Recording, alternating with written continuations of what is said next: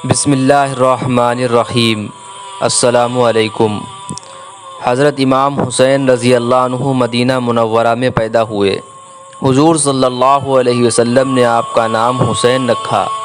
آپ کو بھی آپ کے بڑے بھائی امام حسن کی طرح جنت کے نوجوانوں کا سردار بنایا گیا۔ آپ صلی اللہ علیہ وسلم کو اپنے دونوں نواسوں سے بے انتہا محبت تھی۔ حدیث مبارکہ میں ارشاد ہوا ہے، جس نے ان دونوں سے محبت کی اس نے مجھ سے محبت کی، جس نے ان دونوں سے عداوت کی اس نے مجھ سے عداوت کی۔ آپ رضی اللہ عنہ کی ولادت کے ساتھ ہی آپ کی شہادت کی خبر بھی حضور صلی اللہ علیہ وسلم کو مل چکی تھی کہ آپ کے فرزند حسین رضی اللہ عنہ کربلا کے میدان میں شہید کیے جائیں گے۔ کوفہ کے قریب ایک مقام کا نام ہے جسے کربلا کہتے ہیں۔ یزید سخت دل، گستاخ اور بے دین تھا۔ اس نے تخت پر بیٹھتے ہی اطراف کے ممالک میں اپنے بیعت کے لیے قاصد روانہ کیے۔ مدینہ منورہ کا عمل جب بیعت کے لیے حضرت امام حسین رضی اللہ عنہ کی خدمت میں حاضر ہوا تو آپ رضی اللہ عنہ نے اس کے فسق و ظلم کی بنا پر بیعت سے انکار کر دیا۔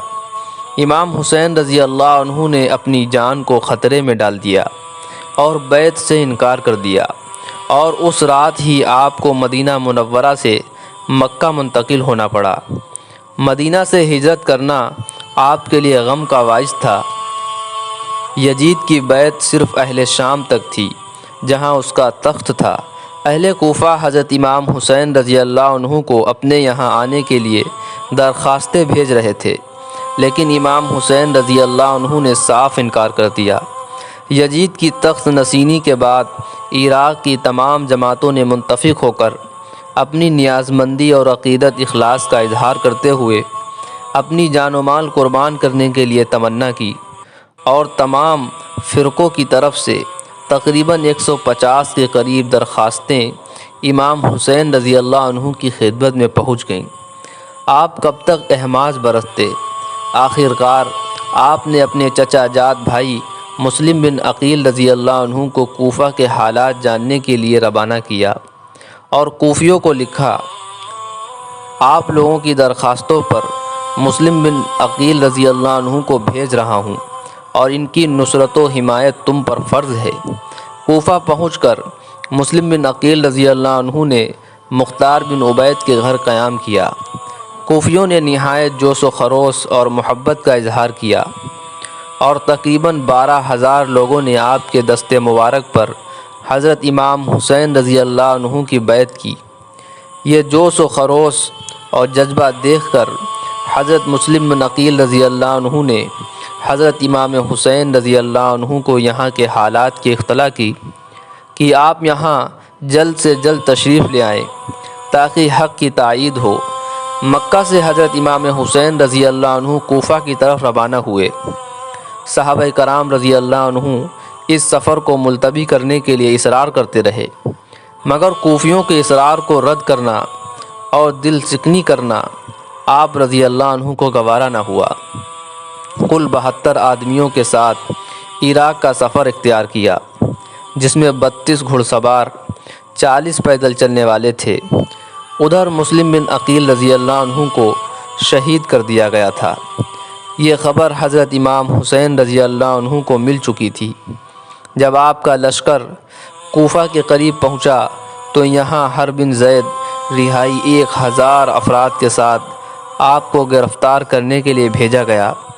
ظہر کے وقت آپ نے اذان کا حکم دیا اور نماز کے بعد دستہ ہور کے سامنے لے گئے، اور آپ نے فرمایا، اے لوگو، میں تم سے معذرت کرتا ہوں، میں یہاں خود نہیں آیا ہوں، بلکہ ہمارے پاس خطوط آئے تھے کہ ہمارا کوئی امام نہیں ہے، آپ آ جائیں گے، ممکن ہے آپ کے ذریعے اللہ پاک ہمیں ہدایت پر لگا دیں۔ اگر تم لوگ اپنے عہد اور اپنے بیعت پر قائم ہو تو میں تمہارے شہر میں داخل ہوں، ورنہ میں یہیں سے واپس چلا جاؤں گا۔ حرب بن زید کے دل میں خاندان نبوت اور اہل بیت کی عظمت ضرور تھی، مگر وہ زیاد کے حکم کے ہاتھوں مجبور تھا، جس کی وجہ سے وہ اپنی بیعت پہ اڑا رہا۔ یہاں تک کہ امام حسین رضی اللہ عنہ کو کوفہ کی راہ سے ہٹا کر کربلا میں نزول فرمانا پڑا۔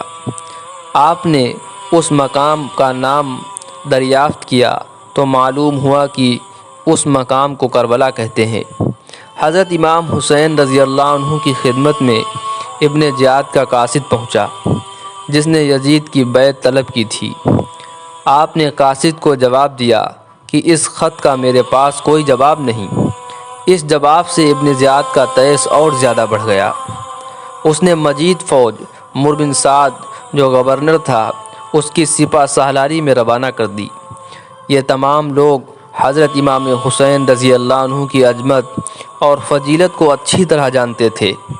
اس نے حضرت امام حسین رضی اللہ عنہ سے مقابلے کے لیے گریز کرنا چاہا، مگر ابن زیاد نے اسے مجبور کیا اور حکومت کے لالچ نے اسے آمادہ کر دیا۔ 72 آدمی بچے سبھی شامل ہیں جو نہ جنگ کا ارادہ رکھتے ہیں، لیکن 22,000 کی فوج ان کے مقابلے کے لیے موجود ہے۔ ادھر بھوک اور پیاس سے سب بے تاب ہو گئے۔ 10 محرم تک یہی حجت رہی کہ امام حسین رضی اللہ عنہ بیعت کر لیں، مگر آپ نے مسلمانوں کی تباہی بربادی کو گوارا نہ کیا، اپنے گھر لٹانا اور خون بہانا منظور کر لیا۔ اسلام کی عزت میں فرق آئے یہ آپ کو برداشت نہ تھا۔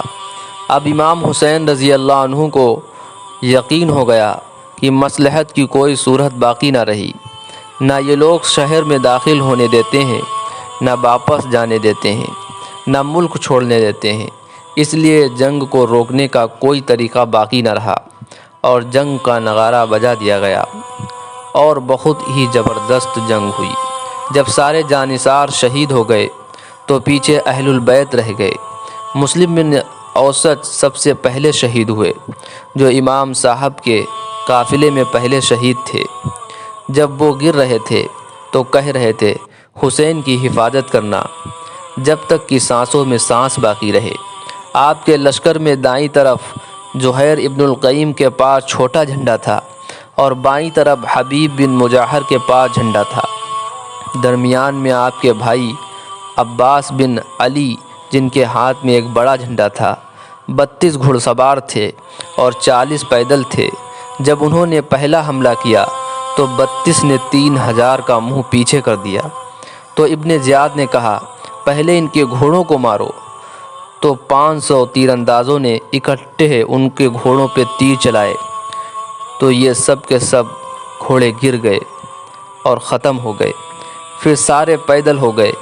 جب نماز کا وقت آیا تو آپ نے اشارہ کیا زہیر یہ سمر سے کہو نماز پڑھنے دے۔ تو انہوں نے آگے ہو کر کہا نماز کے لیے جنگ روکو۔ تو کوفی لشکر کا ایک سردار تھا، اس نے کہا تمہاری تو نماز قبول ہی نہیں ہوتی۔ تو انہوں نے کہا لعنت ہے تجھ پر، تیری نسلوں پر، جس گھر کے طفیل نماز ملی انہی کی نہیں ہوتی اور تمہاری ہوتی ہے۔ تو واپس آ کر کہنے لگے وہ نماز کی اجازت نہیں دے رہے۔ تو آپ نے فرمایا نماز تو نہیں چھوٹے گی۔ فرمایا آدھے نماز پڑھو اور آدھے جنگ کرو۔ پھر آدھوں نے نماز پڑھی اور آدھوں نے جنگ کی۔ اب اہل البیت کی باری آئی تو آپ کے بیٹے علی الاکبر نے تلوار اٹھائی، کہا ابا جان آپ سے پہلے مرنا چاہتا ہوں، مجھے اجازت دیجیے۔ آپ نے کہا بڑھو اللہ کے نام پر، جا ملو اپنے اجداد کے ساتھ۔ گئے اور شہید ہو گئے۔ تو پھر حسن کے بیٹے قاسم نے کہا چچا مجھے بھی جانا ہے۔ جب ان پر تلوار کا بار پڑا تو ان کا ہاتھ کٹا اور نیچے گرے۔ کہا ہائے چچا۔ تو حضرت حسین رضی اللہ عنہ زخموں سے چور ہو چکے تھے، لیکن آپ زخمی شیر کی طرح جھپٹے، کائی کی طرح مجمع کو چیرا اور پہنچے، اٹھا کر سینے سے لگایا۔ کہنے لگے بھتیجے آج تیرا چچا بڑا بے بس ہے، لیکن ایک دن آنے والا ہے جب تیرے نانا کی عدالت میں فیصلہ ہوگا اور وہ شہید ہو گئے۔ تو آپ جب اکیلے رہ گئے تو آپ نے کہا عبداللہ کو بھیجو جو 2 سال کا بچہ ہے۔ آپ نے اپنے سینے سے لگایا۔ شامی لشکر سے بنو ابن الموکل نے تیر جو چلایا بچے کے حلق میں آ کر لگا اور وہ 2 سال کا بچہ بھی شہید ہو گیا۔ آپ حسین رضی اللہ عنہ زخموں سے چور تھے تو سمر آیا، بدوقت کہنے لگا کیوں نہیں قتل کرتے ہو؟ تو ابو زرع بن تمیمی نے پہلا بار سیدھا کیا جس سے آپ ڈولے، تو سنان بن انس نے سینے پر نیزہ مارا جس سے آپ گر گئے، تو سمر نے کہا سر کاٹو۔ سنان بن انس نے اس امت کا بدبخت انسان جس نے آپ کی گردن کاٹ کے سر نیزے پر چڑھا دیا۔ دوستو، حضرت امام حسین رضی اللہ عنہ نے حق پر ثابت قدم رہتے ہوئے کس طرح فسق و فضول کا مقابلہ کیا اور آنے والی نسلوں کے لیے ہمت کی بے نظیر مثال قائم کر دی۔ حضرت امام حسین رضی اللہ عنہ پہ آنے والے مصائب سن کر چند آنسو بہا لینے سے کچھ نہیں ہوتا۔ امام حسین رضی اللہ عنہ سے سچی محبت ہے تو امام حسین رضی اللہ عنہ کی پیروی کرتے ہوئے حق صداقت کے پرچم کو بلند کریں اور جس عظیم مقصد کے لیے آپ نے سب کچھ قربان کر دیا اسے اپنا مقصد بنائیں۔ پیارے دوستو، ویڈیو اچھا لگا ہے تو لائک اور شیئر ضرور کر دیں۔ اسی طرح کے اسلامک ویڈیوز کے لیے ہمارے چینل پیغام ٹی وی کو ضرور سبسکرائب کر لیں۔ السلام علیکم ورحمۃ اللہ وبرکاتہ۔